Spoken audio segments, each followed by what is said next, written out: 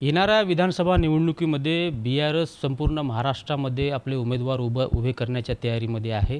बी-आर-एसचे महाराष्ट्र प्रमुख शंकरअण्णा धोंडगे हे सर्वत्र महाराष्ट्रभर दौरे करत आहेत. विविध संघटनांशी त्याची चर्चा सुरू असल्याची माहिती आहे. आपल्यासोबत स्वतः बी-आर-एसचे महाराष्ट्र प्रमुख माजी आमदार शंकरअण्णा धोंडगे आहेत. अण्णा, काय सांगाल? विधानसभा निवडणूक लागणार आहे. बी-आर-एस पक्षप्रमुख महाराष्ट्राची जबाबदारी आपल्यावर आहे. काय विधानसभेची काय तयारी आहे? विधानसभा यावेळेस आम्ही सर्व जागा लढवणार आहोत. या आठवड्याभरात ते आम्ही जाहीरही करू. पण त्याच्या सोबत महाराष्ट्रामध्ये वेगवेगळ्या शेतकऱ्याच्या, कष्टकऱ्याच्या चळवळीमध्ये काम करणारे जे काही नेते आहेत, संघटनांचे नेते आहेत, त्यांच्यासोबतही आमची आघाडी करून लढवण्याच्या बाबतीतली चर्चा चालू आहे. उद्या 18 जुलैला पुण्यामध्ये तशी एक आम्ही बैठकही बोलवली आहे. त्यामध्ये स्वाभिमानीचे राजू शेट्टी साहेब असतील, स्वतंत्र भारत पक्षाचे आणि शेतकरी संघटनेचे माजी आमदार वामनराव चटप असतील. अशा जवळपास अनिल धनवडजी असतील, तो आपले बुलढाण्याचे रविकांत तुपकर असतील, शेतकरी जागर मंचाचे प्रशांत गावंड, या सगळ्यांसोबत माझ्या चर्चा चालू आहेत. आणि या निवडणुकीमध्ये गेली 5 वर्षामध्ये सत्ताधारी असो का विरोधक असो, महाराष्ट्रामध्ये शेतकरी, शेतमजूर आणि बेरोजगार युवक या विषयावरचं केंद्रित राजकारण कुठेही होत नाही. ही सगळे दोन्ही आघाड्यातली मंडळी केवळ आपल्या स्वार्थासाठी वेगळ्या राजकारणाची इथं पद्धत निर्माण करतात. पण जिव्हाळ्याचे जे प्रश्न आहेत, महाराष्ट्राच्या विकासाचे जे प्रश्न आहेत, हे मात्र लांब जाताना दिसत आहेत. आणि त्या मुद्द्याला धरून आम्ही ही आघाडी करून महाराष्ट्रात निवडणुका लढणार आहोत. कुठल्या राजकीय पक्षाशी, महाराष्ट्रामध्ये जे राजकीय पक्ष असतील, इतर पक्षांशी आपली चर्चा वगैरे झाली आहे का? नाही, चर्चा सध्या चालू आहेत. आता 18 तारखेला त्याचा पहिला मुहूर्त आहे. चर्चा तर या 2 आघाडीला सोडून, म्हणजे आता जे काही महायुती आणि महाविकास आघाडी, या 2 आघाड्यांना सोडून जे म्हणून काही छोटे मोठे राजकीय पक्ष आहेत, ज्यांची त्यांच्या क्षेत्रामध्ये राजकीय ताकद आहे, अशांना सोबत घेऊन समविचारी एक अजेंडा तयार करून आम्ही निवडणूक लढवू.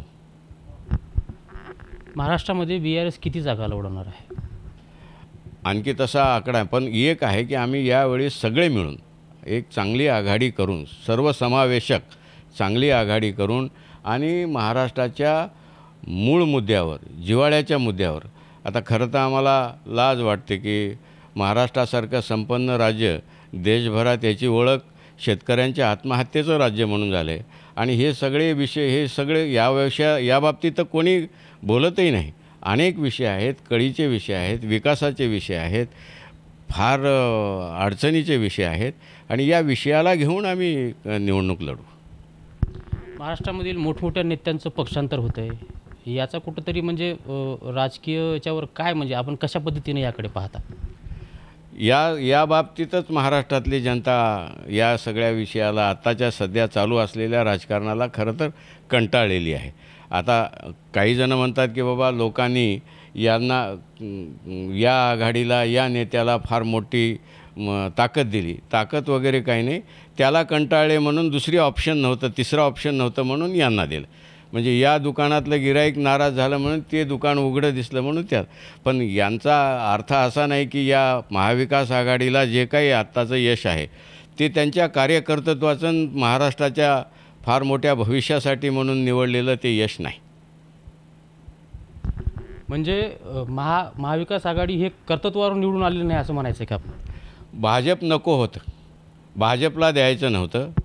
कारण त्यांनी जे काही 5 वर्षामध्ये महाराष्ट्रामध्ये ज्या पद्धतीनं राजकारण केलं आहे, त्याच्यामुळं त्यांच्यावर जास्त राग होता आणि समोर पर्याय यांचा होता म्हणून यांना दिलं.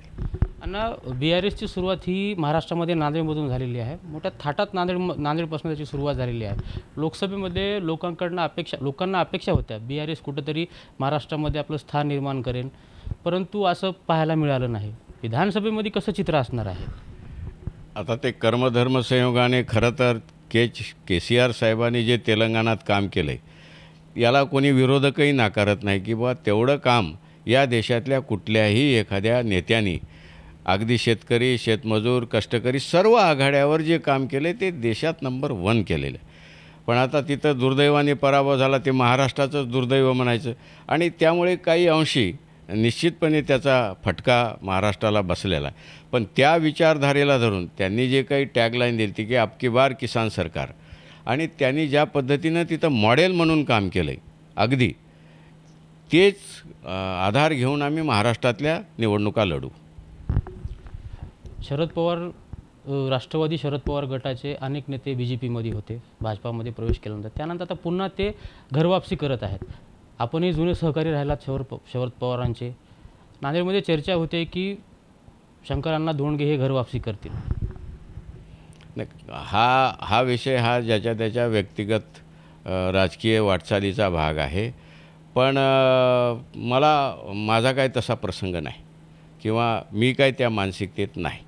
कारण आणि मी BRS जॉईन केलेलं आहे एका मोठ्या ध्येयापोटी केलेलं आहे.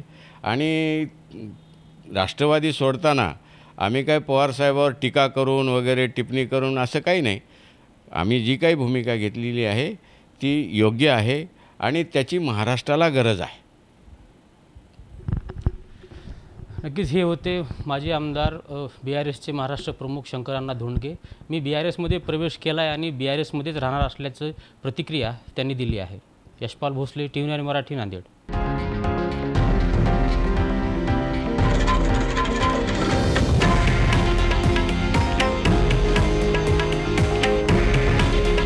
हे आहे देशातील नंबर 1 न्यूज नेटवर्क आणि आपण पाहत आहात TV9 मराठी. काळजी तुमची, हित महाराष्ट्राचं.